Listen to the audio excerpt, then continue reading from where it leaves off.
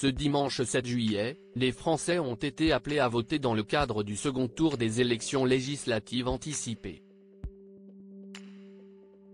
En Corrèze, François Hollande est arrivé en tête de la première circonscription avec 37,63% des voix sous la bannière du nouveau Front populaire.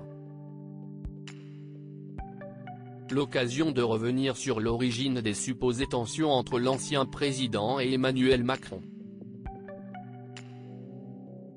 Selon les révélations du Point datant de mars dernier, l'époux de Julie Gaillet aurait reproché à son successeur de dévoiler trop d'informations quant aux positions de la France dans le conflit russo-ukrainien.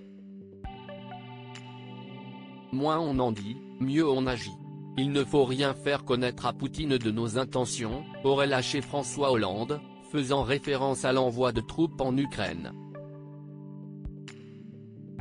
Une remarque qui aurait agacé l'actuel président de la République et son entourage comme l'a révélé Le Point, les proches conseillers du chef de l'État lui auraient proposé un plan de vengeance, à savoir soutenir la proposition de loi ayant pour objectif de rétablir le cumul des mandats. Pour ce faire, l'actuel président de la République aurait alors expliqué que cette réforme portée par François Hollande lors de son quinquennat était une belle connerie.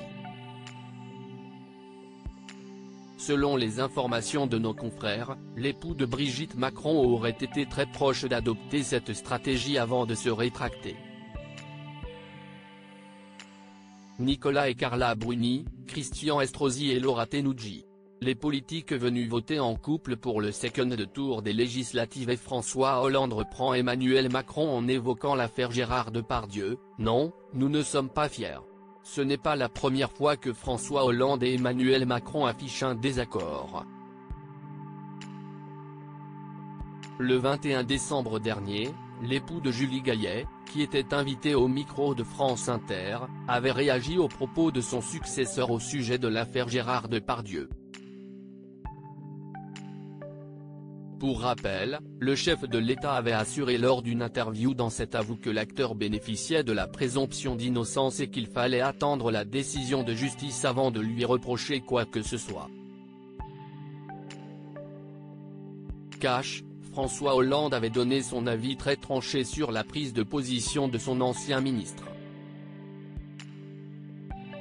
Il a eu une formule, nous sommes tous fiers de Gérard Depardieu. Non. Nous ne sommes pas fiers de Gérard Depardieu quand, regardant une jeune fille âgée d'à peine 12 ans faisant du cheval, il la sexualise, avait regretté François Hollande.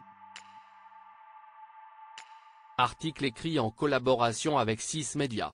Crédit photo, Cyril Moreau.